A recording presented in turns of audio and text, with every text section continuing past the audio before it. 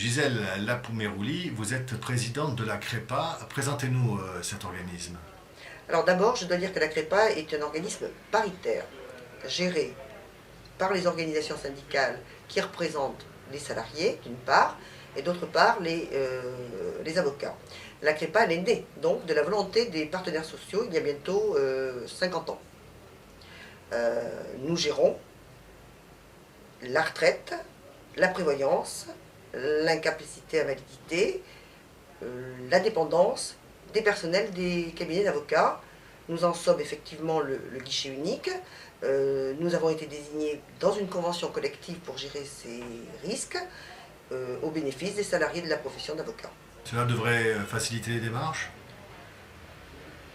Cela doit surtout permettre aux salariés qui sont essentiellement dans des petites structures de savoir que les partenaires sociaux se sont préoccupés de leur sort et ont créé au niveau national ce qu'on pourrait appeler le comité d'entreprise d'une profession. Il est bien évident que lorsque l'on travaille dans un cabinet où il y a une secrétaire ou deux, il n'est pas possible de construire une protection sociale.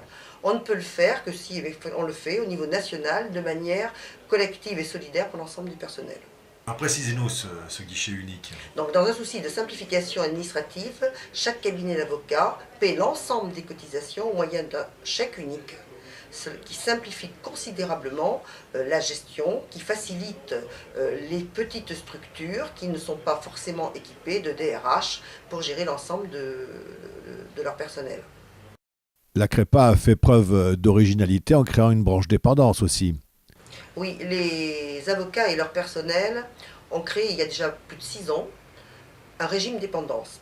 C'est-à-dire ce régime s'adresse aussi bien aux personnes actives qu'aux personnes retraitées qui, en cas de dépendance totale ou partielle, peuvent percevoir une indemnité qui varie de 600 € par mois en dépendance partielle à 1 200 € par mois en dépendance totale.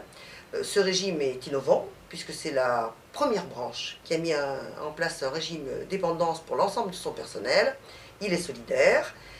Il pourrait donner effectivement des idées à tous ceux qui aujourd'hui cherchent une solution pour couvrir la dépendance des personnes jeunes ou âgées.